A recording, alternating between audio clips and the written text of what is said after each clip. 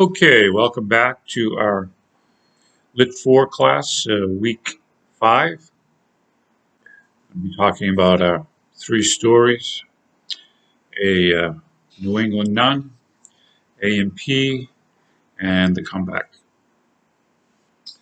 Okay, so our first story is written by Mary Wilkins Freeman, who's born in Randolph, Massachusetts, not too far from here, in 1852. And she lives most of her life here in New England and eventually moves to New Jersey and passes away in 1930. She is often classified as a local color writer, and that means that she attempts to capture the distinct characteristics of regional America, and in this case, Yankeedom. So she spends the first 50 years of her life in rural villages of New England. And as we talked about before, this is, uh, okay, she's born before the Civil War, but as an adult, um, she sees the destruction that has happened as a result of the Civil War. And in New England in particular, this area is suffering from severe economic depression. Um, the combination of the fatalities and the wounded coming back from the Civil War, combined with a westward expansion where men who survived the Civil War were actually leaving the rural farming areas of New England in search for cheaper, better opportunities out west. This is kind of the beginning of the industrialization of the cities in the New England area. And that takes a large number of any young men that are left moving from the countryside to the city in search of non agricultural farming jobs. So, what remains in these rural villages in New England is a population largely female, elderly, struggling to earn a living and keeping up appearances, which means that they're trying to get back to pre Civil War economies and lifestyle, and they're finding it very difficult to do. In addition to this fact, is the beginnings of the women's suffrage movement. Now, if you were a woman back then in almost all of the world, you do not have the right to vote in a democratic society. Now, there were a few places that did allow women to vote. New Jersey, shortly after the Revolutionary War, women were granted the right to vote. They weren't really granted it. It was the way that the state constitution was written said anyone who's over a certain age that owns land has the right to vote. So that was one. Wyoming, a state out in the West, is just a territory, but they're seeking statehood. And actually, the federal government is really keen to add them into their state federal organization. What it comes down to is Wyoming had, as a territory, given women the right to vote. And the federal government said, you want to join our club, women can't vote. So Wyoming says, okay, we don't want to be a state. And the federal government says, hey, wait a minute, let's talk about this. Okay, all right, women can vote in your state. A kind of odd place. This becomes an international movement. It actually starts at a convention that is held in England in 1840. It's an anti-slave convention. Some women representatives from America go there. They're not seated in the convention. They're not able to vote on the articles that are being talked about in the convention. They get all upset, rightfully so. So this kind of starts things when they come back to USA in the 1840s. Also, there's a little island out in the middle of the Pacific. It's called Pitcairn Island.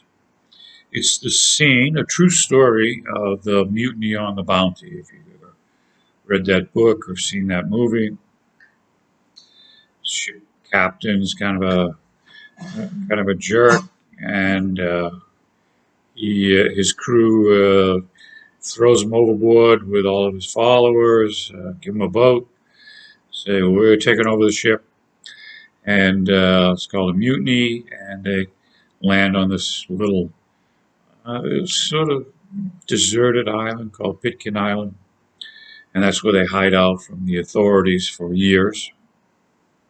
And the women that were on the island do end up having the right to vote, the descendants of those early mutineers. So, again, this becomes a worldwide movement. It's definitely felt here, and Mary Wilkins Freeman is very much in favor of early on women's rights. So, Freeman becomes famous for her unsentimental and realistic portrayals of these people in her short stories. She writes, quote, "A young writer should follow the safe course of writing only about those subjects she knows thoroughly." End quote. This is exactly what she did, exploring the often peculiar and nearly always strong-willed New England temperament in short stories. And New England does have a reputation of its people being very strong-willed, a little on the argumentative side, and not changing their minds. Many of her stories concern female characters who are unmarried spinsters or widows, often living alone and supporting themselves. It was a situation she knew well. She herself did not marry until the age of 50, and her marriage was an unhappy one. She separated from her husband and spent the last years of her life with friends and relatives. Now, again, this is kind of why it's important to really know and understand the backdrop of the authors of our readings. Even though it's fiction, they often portray parts of their own life, or characters are based in part on people they knew, maybe a combination of characters that they knew combined into one character, that sort of thing. So, this particular story really parallels one of her early love connections in her life. New England Nun is that part, including Hanson Taylor, a naval ensign who Freeman apparently had a crush on. They had a relationship, but he would be gone for long periods of time when he was out to sea, returning only uh, infrequently. Uh, and she's really writing about that experience with her relationship with Hanson Taylor.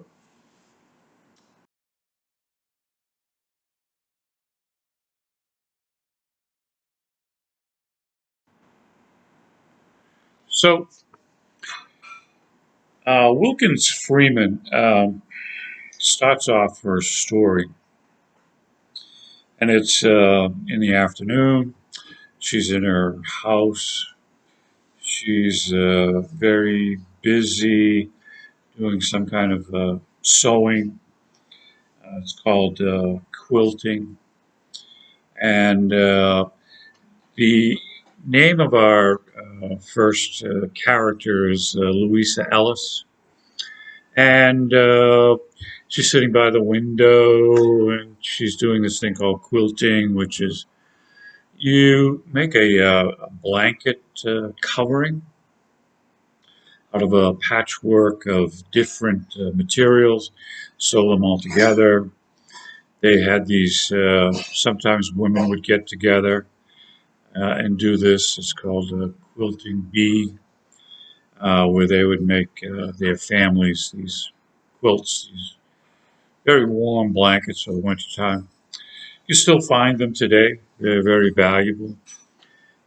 Sometimes they had patriotic themes of stars and stripes and that sort of thing. But sometimes it was just a patchwork of different materials that they sew together. Okay, so Louisa Ellis is busy sewing.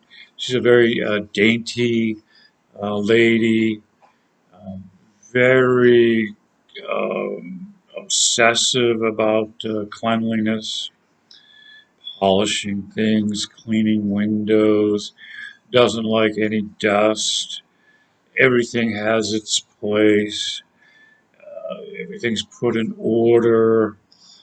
So this is very much part of her character.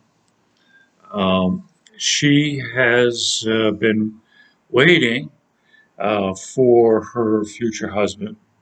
His name is Daggett, and he has been gone for 14 years. They got engaged. He says, "I'm not making enough money on the farm. I'm going to go to Australia, where there is a gold rush, another gold rush, and to seek his fame and fortune, or at least his fortune, anyway." And this is actually true. About 10,000 American young men left America to go to Australia in search of gold or other financial opportunities. We even had one of our past relatives that went down there, never came back. There's a whole bunch of family cousins that are down there in Australia, descendants of that first ancestor that went there for the gold rush in 1850s or so. So anyway, Daggett is one of those American fortune seekers that goes to Australia. It takes him 14 years to make enough money to come back. He is successful, but she's been waiting for his return for the past 14 years.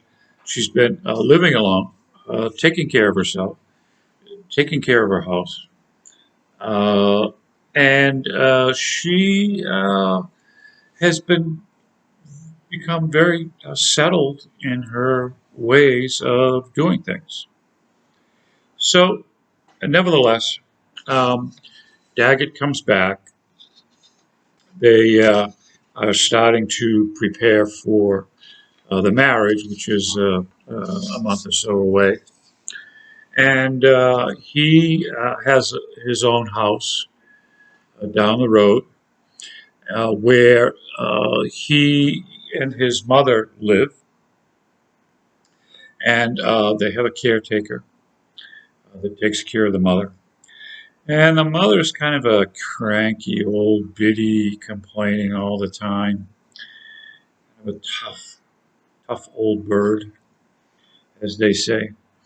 And so Louisa knows that when they get married, she's going to have to give up her small little house and move in to Daggett's bigger house with her mother, with his mother.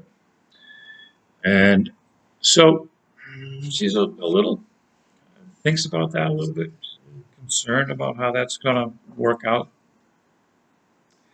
So um, the story comes that Daggett every maybe a couple times a week will come back from farming and meet with Louisa, uh, share a conversation, have a cup of tea, or whatever. And he comes in, and he's really kind of a big, bulky guy. He's just the complete opposite of Louisa. She's very dainty and precise, and he's not. We have a saying, a bull in a china shop, and that's Daggett. Daggett's the bull in this very organized, clean house. He tracks dirt in. He kind of, there's a little table and there's some books, and he takes the books out of order and places them back in a different order. She reaches over and puts them back the way they were that she had set up. And that's how obsessive she is with her orderly little life. So when Daggett comes in, he makes kind of a ruckus noise that disturbs a little canary, a little bird that's in a cage. Whenever he comes in, the bird gets all excited and makes all kinds of noise until he leaves. Outside is a dog that has been with Louisa for years. His name is Caesar. And when Caesar was a puppy, he bit the neighbor pretty badly, and they were going to destroy the dog. But somehow the end result was they had to chain Caesar up in the backyard and never let him loose to be free. And she feeds him every day. She feeds him a meal made of corn, called corn cakes. He's pretty old now. He just basically sits in the shade. He's chained up. No freedom. Daggett doesn't like this at all. He wants to set the dog free. He says this is cruel, and it is. And she feeds the dog these corn cakes, but never any meat because she's afraid that it will awaken his wild instincts and he'll turn into a wolf or something. And she wants to keep him passive. Uh, so The story goes on, a little time goes by, they still have these meetings, they continue to plan their wedding, and Louisa is starting to worry a little bit about this getting married and moving in with the cranky old lady, and it's going to be really disruptive of her present lifestyle. But, you know, she made a promise, he made a promise, they're keeping their promises. It's a day or two before the wedding. Uh, Louisa decides to take a walk at night.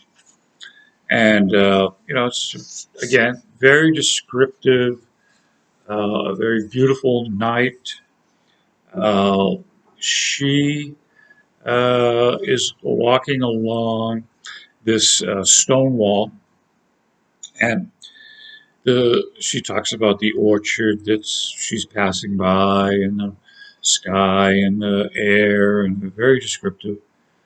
So this stone wall has a lot of uh, trees that and grapes that kind of overhang the wall. So it creates these little alcove areas that are kind of out of sight, and you're in your own enclosed little environment. So she finds a comfortable place for herself, and she sits down to kind of take in the environment, quiet and peaceful. But she's surrounded by this overgrowth of trees and grapevines and that sort of thing. So she's kind of contemplating things, and she hears some footsteps coming down the road. She's not quite sure what to do. Does she kind of jump out and and show herself, or does she just wait to let the people pass by? She's kind of hidden away. Maybe they'll just walk by and not notice her. But it's here's the two people, and they find this little overgrowth alcove area very near her, so she decides just to stay there. And the two people are talking, and she recognizes that the voice is that of her dad, and he is talking to another woman whose name is Lil Dwyer. Now, Lil Dwyer has been the caretaker of Daggett's mother.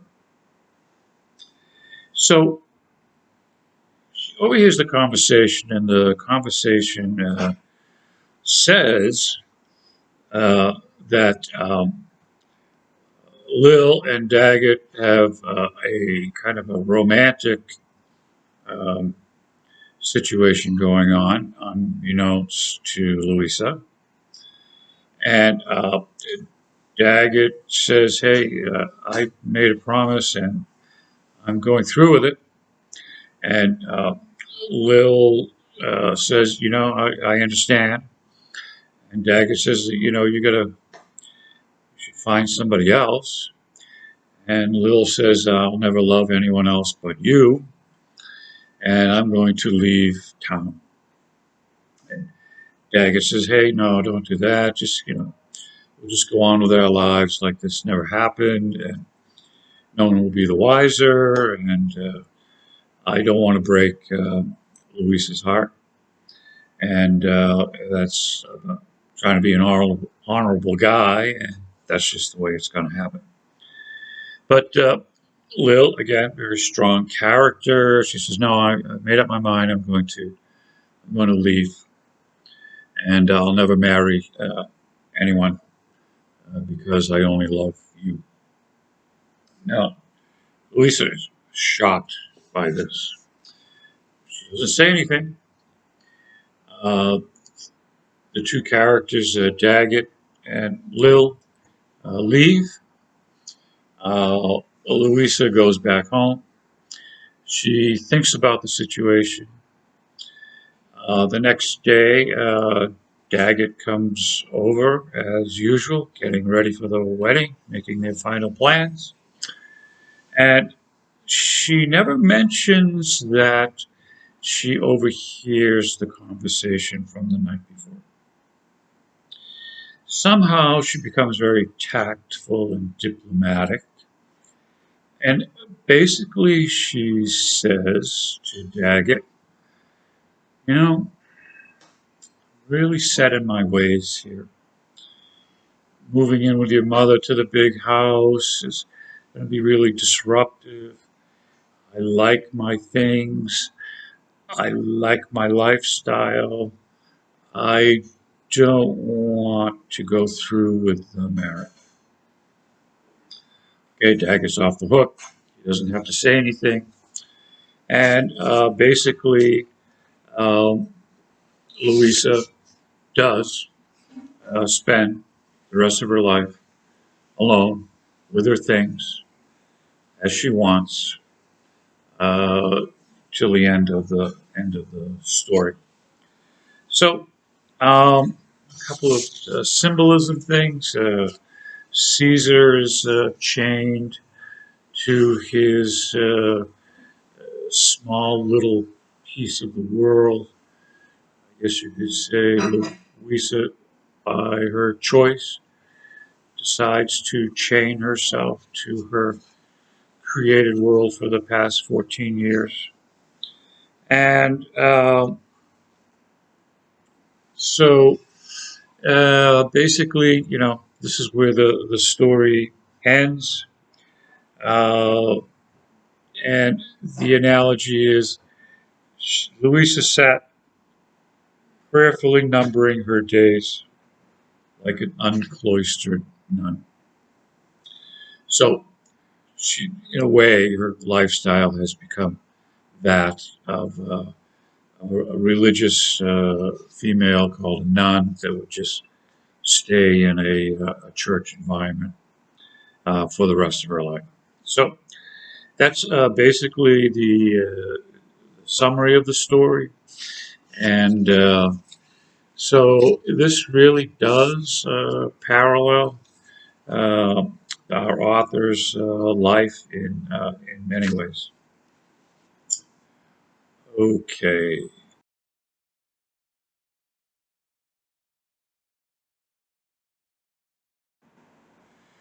So our next story, A and P, was written in 1961. So much more contemporary story. Uh, Author John Updike, born in 1932, and he passes away in 2006. He's a Pulitzer Prize winner. He's published 60 novels in his lifetime, about a book a year. Uh, he was the valedictorian in his high school class. Uh, he was born in, I think, Pennsylvania, but he settles in a small town in northern coastal Massachusetts called Ipswich. He graduates from his high school, and he was the senior class president, and he goes to Harvard University on a scholarship. And he eventually, through his writing and fame, He teaches briefly at Boston University, and one of his novels becomes a film. It's called The Witches of Eastwick. It was in 1987. And that was filmed right here in my hometown and in the neighboring towns. And it's kind of a really bizarre story. You have a chance to see the movie. Uh, okay, so he's giving an interview about his writing and his work. He says, basically, quote, my subject is the American Protestant small town middle class. Uh, he tells in 1966 for Life magazine. Life magazine is a huge uh, pictorial and story magazine about famous weekly newsworthy events. He says, I like middles, he continued. It's in the middles that extremes clash, where ambiguity restlessly rules. So what he's talking about is that people who are in the middle class, okay, on the one hand you have poor, and on the other hand you have the ultra rich, and the middle class is somewhere in between, and it's always a clash between all of these different socioeconomic groups and lifestyles and rules.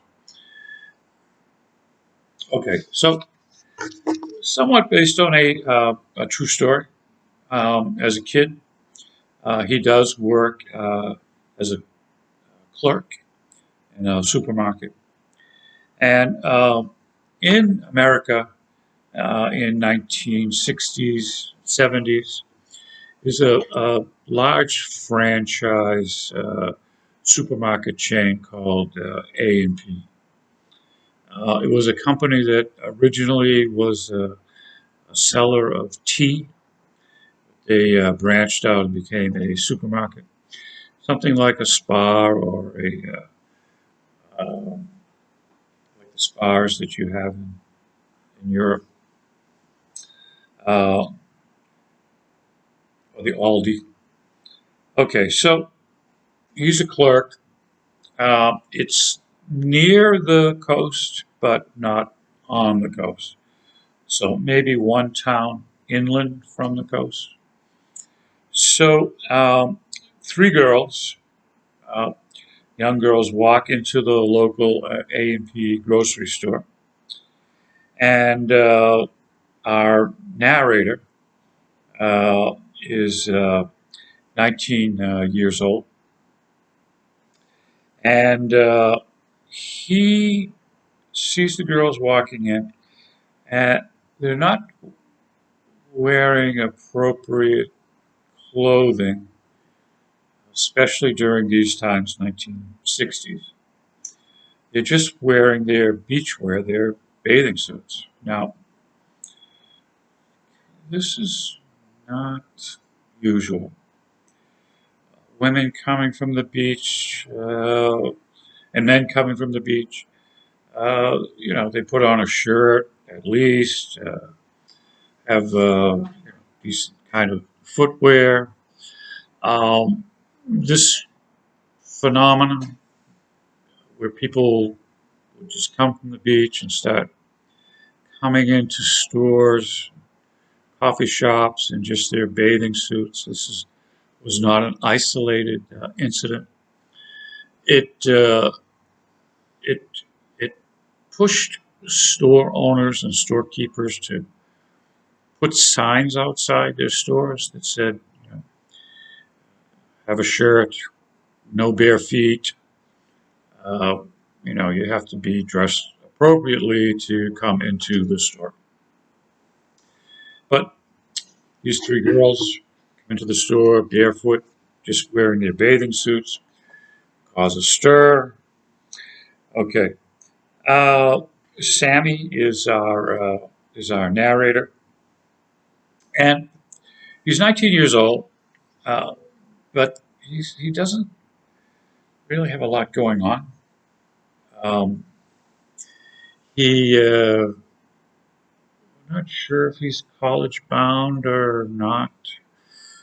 Um, he's the guy behind the cash register. He's kind of flippant. Um, he thinks he can analyze human behavior very well, other people's, but he's not introspective enough to be able to understand his own character very well. Still a teenager in many ways. So, of course, he's kind of oogling the girls that come in, and a couple of them are pretty nice looking, and he is doing kind of human behavior analysis on the girls as they come in. And he's watching them kind of move throughout the store. He noticed one of them is kind of the leader, and the other two he calls the sheep. Of course, he's not paying attention to what he's doing. And there's an older a woman getting her groceries checked through. He's not paying attention to ringing things up. He misses something. The woman catches him making a mistake. She chastises him. He calls her kind of a witch. And, you know, his fault. He should have been paying attention to what he's doing and not keeping his eye on the pretty girls walking through the supermarket. So anyway, the girls are running through, looking at this, looking at that, not buying a lot. They kind of have something in mind that they're looking for. Uh, they're really kind of looking for some high-priced grocery items, something you'd have at a well-to-do family party, some kind of like a sour cream and herring dish that a little on the expensive side that would be something at a wine party that wealthy people might serve. Okay, so of course, the girls are really causing a scene throughout the supermarket. And he's got a partner about his same age, but he's married. Uh, and his name is Storsky. And he's oogling the girls too, and they're making little sidebar comments about their looks and the perceived personality of these girls. The other shoppers are a little shocked by the clothes, the bathing suits that these girls are running around the store in. So they're really kind of upsetting the apple cart. Um, the girls buy what they're looking for, and they come up to Sammy's counter, and they're ringing their things through, and then the manager comes in from outside, and he's a older older guy, and his name is Langell, and he's kind of the male authority figure, and he represents the rules of society. He's also a Sunday school teacher. So he makes a comment to the girls. Hey, girls, you know, next time you come, put something, put something on. Okay, you're causing a scene here in the store. And the leader, the Sammy nicknames Queenie. Queenie kind of speaks up, and she said, "Oh, you know, she blames her parents that wants this herring snack for a party, and It's not really her fault. So, Langel's not listening to it really. Come on, next time, make sure you're dressed appropriately. So, um, Sammy is kind of taken aback a little bit. He thinks that Langell has gone over the top uh, and has embarrassed the girls. So Sammy makes a scene. He takes his bow tie off. He takes his apron off, folds it up, and he's gonna quit. He does this in front of the girls to look like the hero. And Langell is friends with Sammy's parents. He says, "Hey, you don't want to do this. Parents are not going to be happy. You're not going to win this battle." Sammy's stubborn-headed, and he quits anyway. So he walks out the door. See if the girls are still there, hoping they'd recognize him, and they're gone. So he looks back in the store, and Langell has jumped into the position that Sammy was working, and Sammy knows there's no way he can go back. Now he's thinking, oh boy, I think I made a mistake. My parents are really going to be angry with me. And he wonders if it was all worth it. And he actually had absolutely no chance of meeting these girls for a date or getting a date with them or whatsoever. They're from two distinct social classes. Okay, so some of the themes in the story are about growing up, gender, power, appearances and inner lives, individualism, ethics, and class distinction. So, it's a real quick introduction to the style of John Updike. He really took on the scene as a writer during the 60s and 70s. He he used to stutter. He had a real difficult time speaking, but he somehow overcomes this, and he becomes a major celebrity again through the 60s and 70s. So, real quick introduction to the writing of John Updike.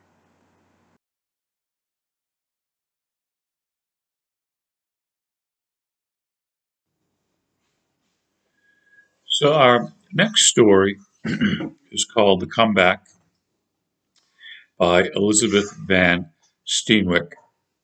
She's born in 1928 in Illinois, which is the furthest point west of our regional area, Yankeedom. She's 92 years old now, and she lives in California. She owns a large grape vineyard, and she has a little company that produces wine. She's the winner of many awards for her work. Work encompasses quite a variety of stories, everything from history uh, to adult literature, kids' books, numerous magazine stories. She's published about 65 books in her career. And one of her stories, called The Best Horse, was adopted as a 90-minute made-for-TV movie for PBS, Public Broadcasting System, which is America's equivalent to the BBC. So our story today is the comeback, and we have three main characters: uh, Laurie, Jenny Jordan, and a minor character called Kathy. So the themes involved in this are honesty, good sportsmanship, and it asks the question, is winning everything? Okay, so basically our story setting takes place at an ice skating rink. I'm not sure exactly where. It's somewhere near Connecticut. And Lori is recovering from a car accident that has injured her knee. Now, she has been the lead uh, contender for the singles ice dance.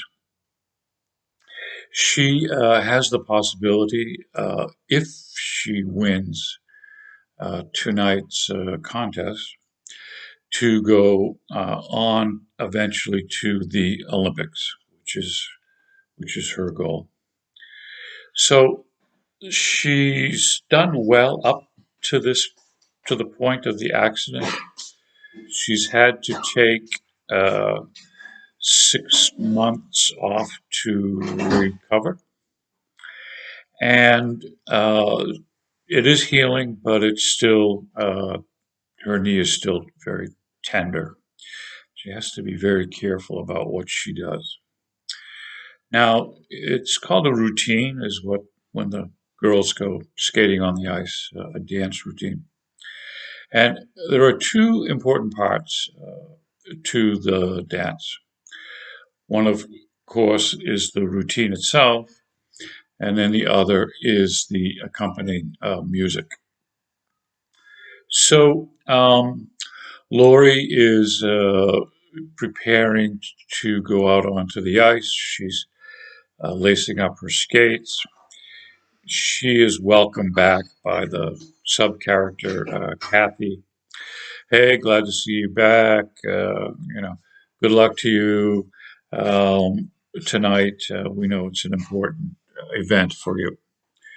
But one little problem is we have a new contestant coming in from Connecticut, and her name is Jenny Jordan. And she does this very difficult maneuver called a triple toe loop. So what that is you basically get a good running start, you jump up in the air, you spin yourself around 3 times, and then hopefully land on the ice gracefully. Now, Lori doesn't want to do this particular maneuver because she knows that it's going to or potentially damage her knee again. But under the circumstances, she has no choice now. If Jenny Jordan does this maneuver, she's going to have to do it in her routine as well. Okay, enters our other character, Jenny Jordan, into the dressing room. She's carrying a big bag with all her skates and costume and all of that sort of thing. And she throws it down on a chair, but the bag is not zipped up properly, and everything falls out onto the floor. Kathy says, "Jenny, you're up next. Make sure you give the music to the audio guy for your routine." And Jenny says, "Oh, I already gave it to him." And uh, Kathy says, "Well, he's looking for it." She says, "Oh, it's the little green cassette box with the initials JJ." And Kathy says, "Well, you can't find it." So she and Kathy and Jenny go talk to the audio guy. She's pretty sure she gave it to him, but we'll go help him find it. So Lori is left in the dressing room by herself. She decides to do some exercises to prepare her knee for her triple toe loop. She goes over to the chair where Jenny had thrown her bag, and she notices out of the corner of her eye a little green box. She reaches down to pick it up, and it has the initials JJ written on it. And she realizes that Jenny did not give the music to the audio guy. It's here, and she kind of wrestles with her conscience. It's like she has the good angel here and the devil over here, and they're kind of going back and forth in her subconscious. And she's thinking, if Jenny doesn't have her music, then this is a really easy win for me, and I'm off to the Olympics. But she wrestles with that, and she finally decides, that's not the right thing to do. It's not good sportsmanship like. It's not honest, and I would feel guilty later. So she informs Jenny that she did find the tape. Uh, Jenny goes out and does her routine. She does her triple toe loop. She scores very well on the dance routine. And now Lori has to go out and kind of defend her potential title. And she's really kind of nervous at this point. She's hasn't been in competition for 6 months. She's very worried about her injury, and she's doubly worried about doing a triple toe loop in her routine. Because if she damages her knee again, her career potentially could be over for the future. She does her routine. She dances beautifully. She waits for the judge's score. She has a very high score, higher than Jenny Jordan, and she wins the competition. So she is on her way to the Olympics. So they're back in the dressing room, and Lori says Kathy says to Lori, "Lori, you won, you won," Kathy screamed as she rushed up to her. "Yeah, I guess I did," was all Lori could manage. Then, as she put on her blade guards and walked back to the dressing room, she thought, "But no one will ever know how close I came to losing." Well, losing her self-respect, um, losing in a way by cheating to win. Okay, so that's kind of a little moral of the story. A very quick, easy read. So that concludes our story, The Comeback, and we'll take a look again at a few chapters of our novel, The Abundance of Catherines.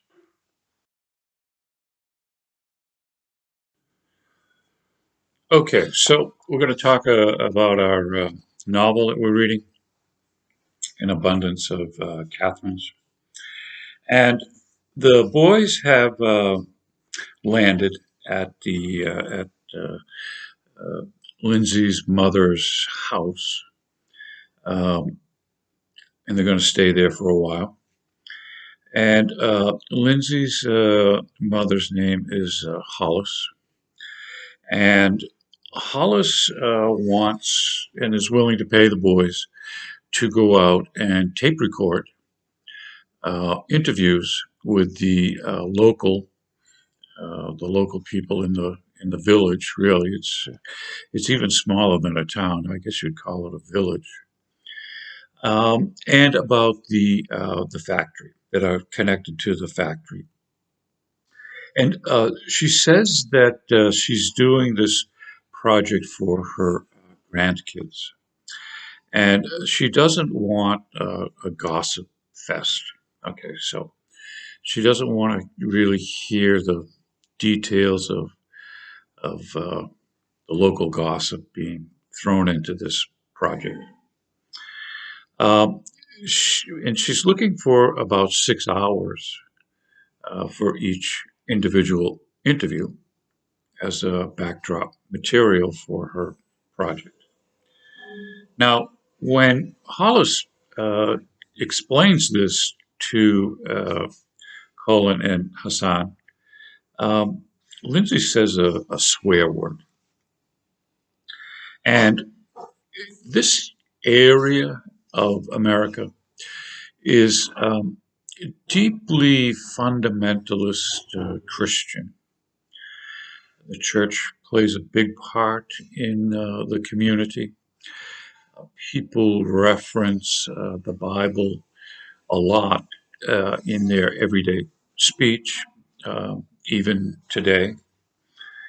So there's this kind of backdrop of um, correct language to use. And both Lindsay and Hollis swear a lot, but they're trying to break that bad habit. So in the house is a little jar, okay, a little glass jar.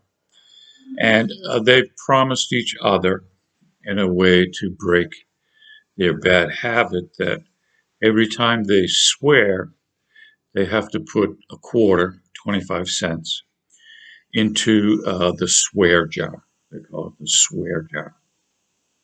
So Lindsay has just said a swear word. Hollis calls her out on it, says, okay, put 25 cents in the swear jar. Lindsay only has $1, so she swears 3 more times to bring the penalty up to $1, and she puts $1 in the swear jar. Kind of a cute little family custom. So the next morning, they go on their first interview, and they go visit the house of a man named Starnes. And Starnes is very old. They open the door and they meet Starnes. And Starnes has his jaw is missing. He looks very distorted. And he notices the boys kind of staring at him and he says, oh, it's cancer. Yeah. Okay. So Starnes invites them in. They sit down.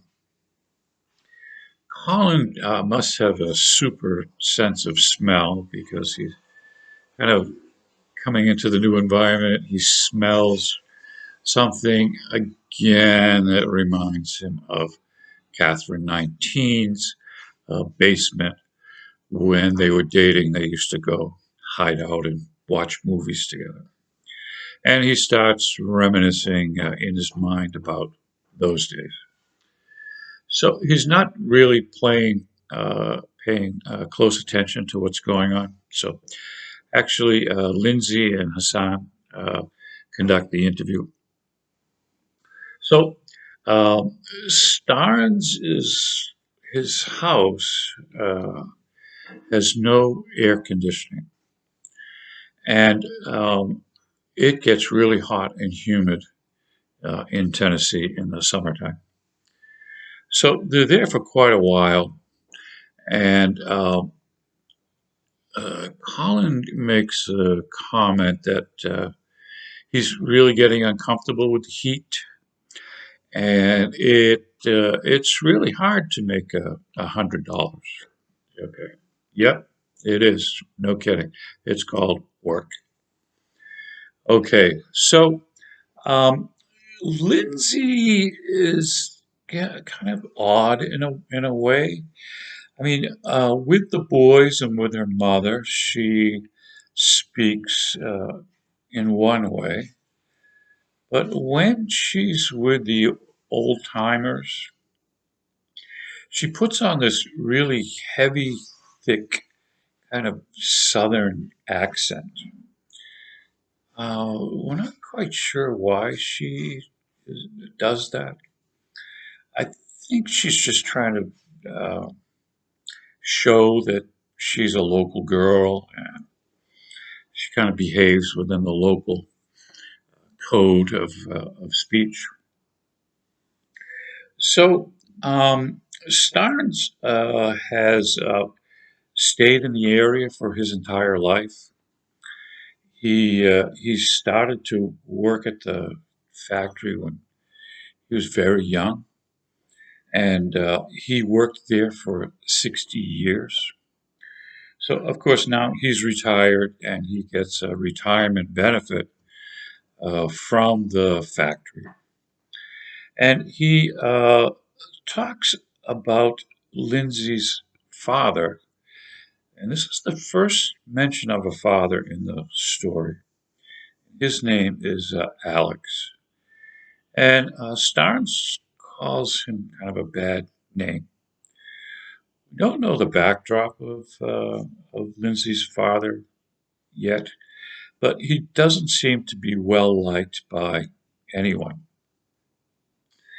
However, Starnes does remark about the Lindsay's great grandfather, Dr.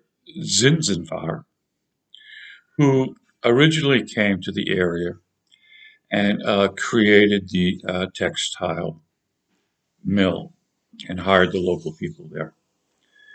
Now, there was a time back in the 20s and 30s, it's called the Great Depression. And a lot of people were out of work, a lot of people lost their homes. It's a very tragic time in American history. But the factory was still up and running. And Dr. Dinzenbach had to lay off some of the employees. What he did was, this was kind of a very nice thing to do, was he made sure that at least one member of every family had at least one person still working in the factory so that each family had some kind of financial resources coming in to help get them through the depression times. So he was really kind of well liked, well known, respected owner of the textile mill. And we find out later that Hollis really wants to carry on that tradition, but we're getting there. So um, the boys finish the interview.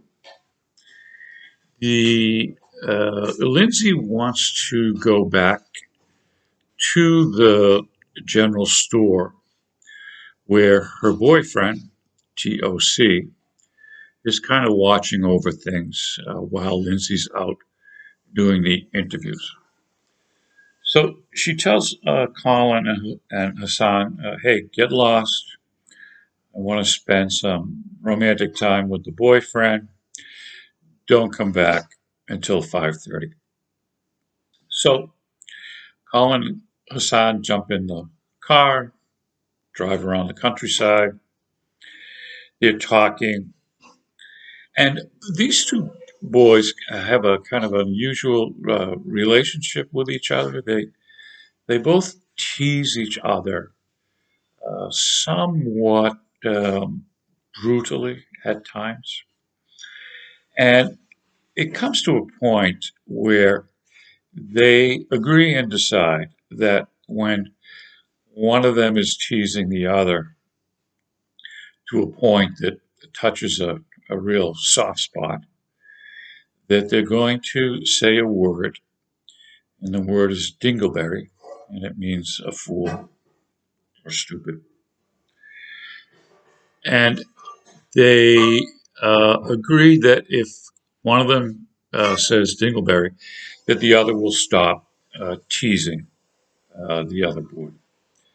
And they do agree to it, and throughout the story, they do shout out the secret word several times as they're teasing each other. The uh, the other thing that happens is Colin thinks he should call the ex girlfriend Catherine 19, and Hussein says this is a really bad idea. You never call your ex girlfriend, and they get kind of into a little, not really argument, but Collins kind of really thinks he should go through it, and Hassan eventually talks him out of doing it. Okay, so whew, that was close.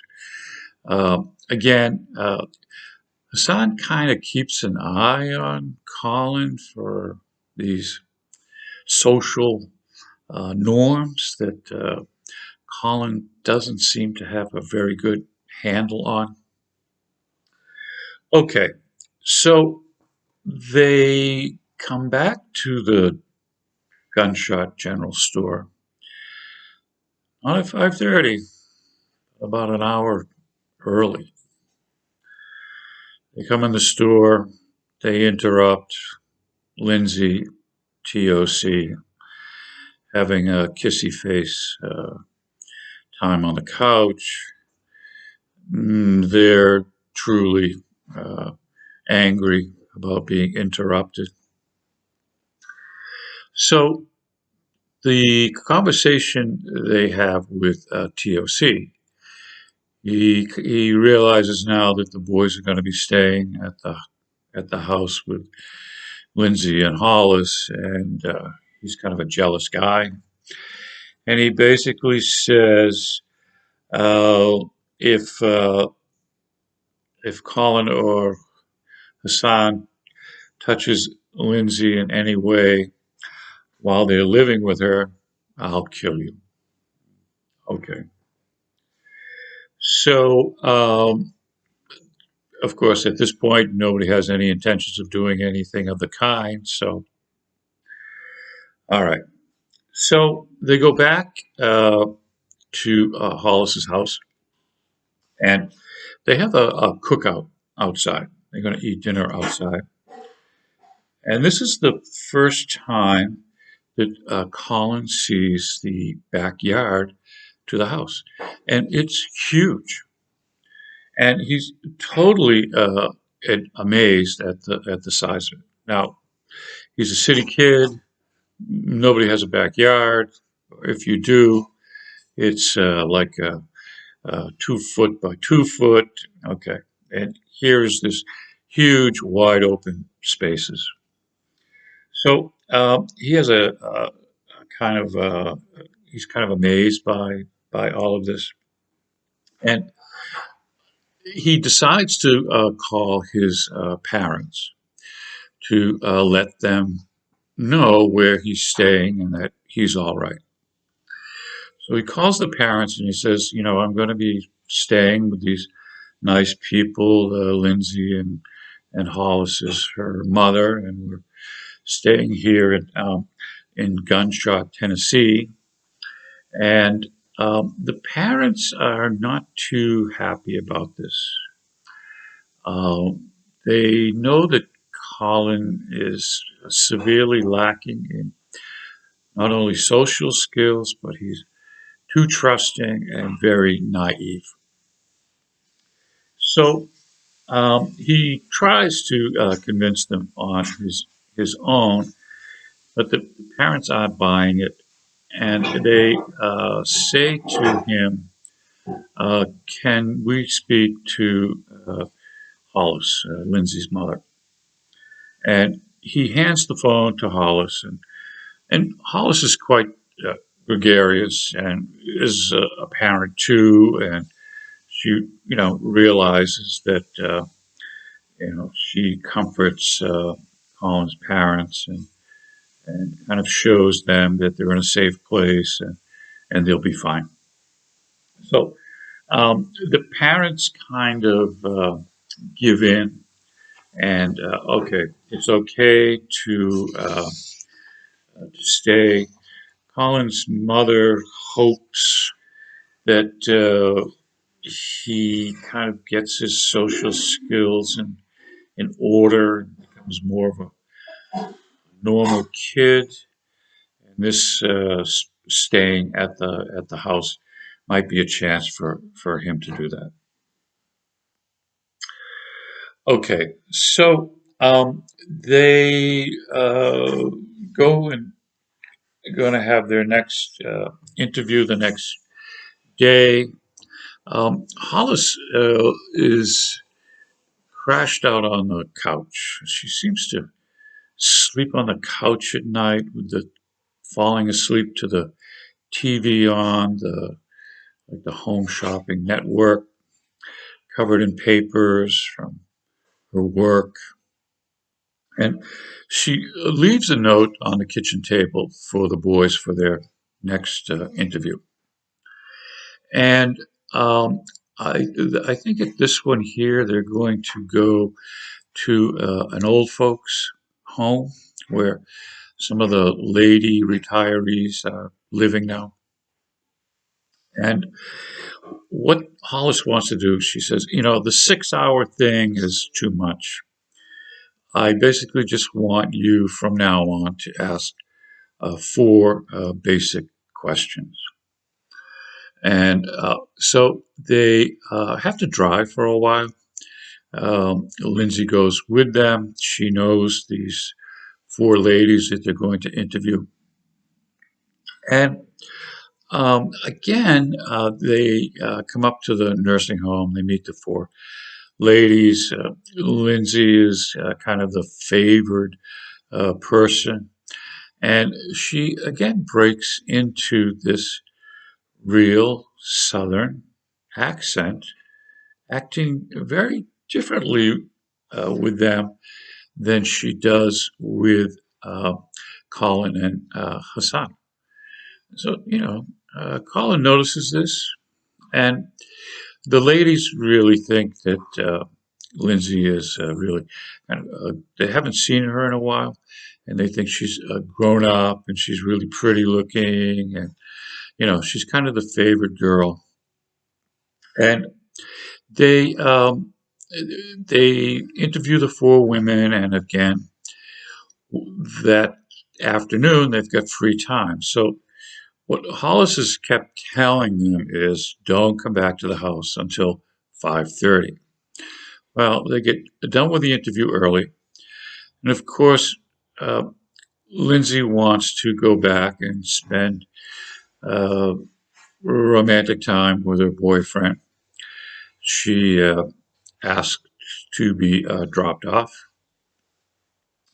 And Colin realizes that Lindsay trusts them.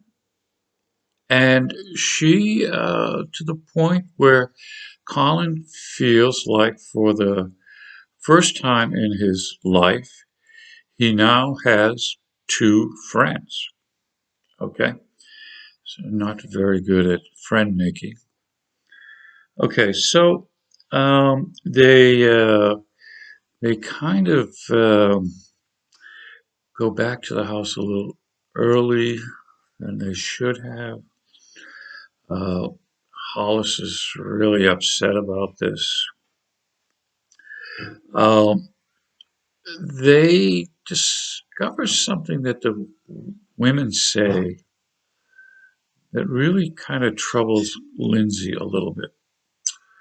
And the gossip is that Hollis is selling off some of the property that she owns in addition to the factory. And this worries Lindsay. A couple of different things. One, why is she selling property? And two, she's selling it to a real estate developer. Now, Hollis has said in the past that number one, she'd never sell the land. And number two, if she ever did sell the land, she didn't want to have it turned into some kind of housing development. And the man that she's selling the property to has every intention of turning it into a housing development. So Lindsay doesn't confront her mother directly at this point in the story about what she's heard, but it is very troubling to her. Okay, so even though they kind of break the rule, Hollis is upset with them. They do have dinner together.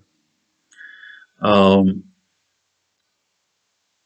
Hassan and Colin are invited by Lindsay to go and hang out with her friends, TOC, the other boy, and Katrina that night. But of course, Colin's not a big meet and greet party guy. He decides to stay home and work on his theorem. He does. Hassan goes out and hangs out with Lindsay's friends, comes back, tells Colin he had a great time. He even drank a half a beer.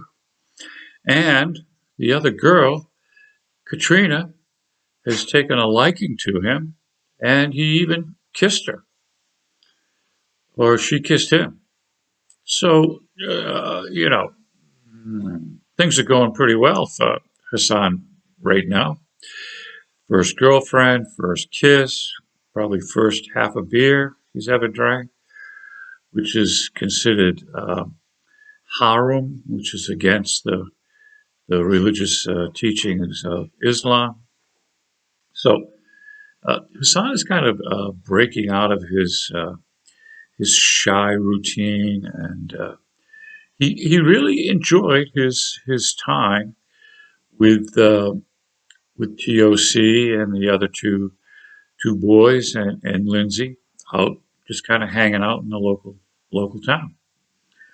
And there was some talk about a future event, which would be to again meet up with the group and to go out um, hunting pigs. So this is not going to happen right away. So there's a few days in between, and of course, Colin and Hassan have never shot a gun. They know nothing about guns. They know nothing about hunting. And, they're city kids, and they know nothing about the woods or survival in the woods. And they're not too keen on the idea of um, running around with guns shooting animals. So they they decide that, if they do go hunting, they're not going to kill anything. Okay, so they next interview is to go to the factory, and to interview the present day workers there. And they do. And they interview several people in the factory. And the last interviewee is a girl about 25. So she'd be about 6 years older than Colin. And her name is Catherine. Okay, just what Colin needs to meet another girl named Catherine. And Catherine is a real good looker, but she is older. And she has heard that one of the two boys is a genius. And she comes in and she says, "Which one of you guys is the genius?"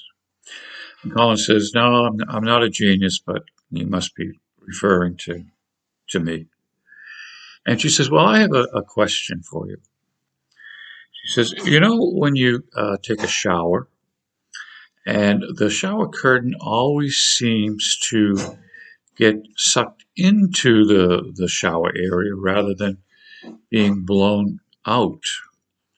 And I've always wondered why that is."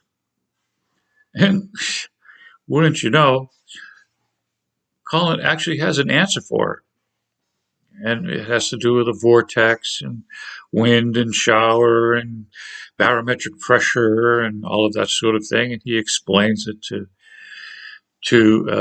Catherine, and she's satisfied with the answer, and that kind of ends their interview for the day.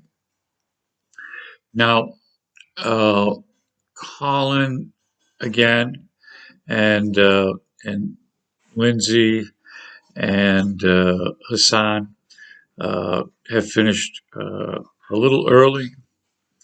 Uh, they drop Lindsay off at the general store, and Colin and Hassan go back out to kill some time.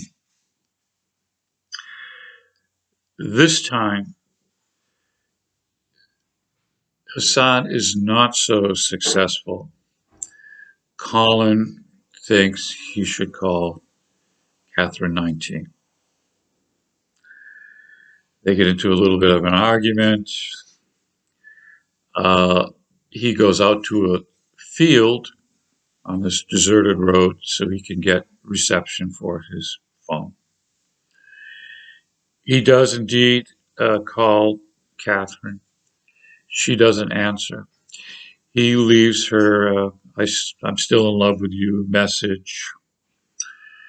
He finishes his message, hangs up the phone, starts walking back to the road.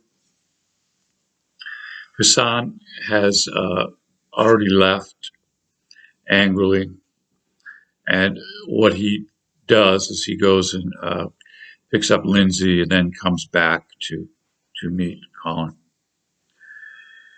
As Colin's walking back to the road, the phone rings. It's Catherine 19. And she says right away, "Yeah, you know, I think it was really a good idea that we separated." And, Colin says, "Hey, did you listen to my message?"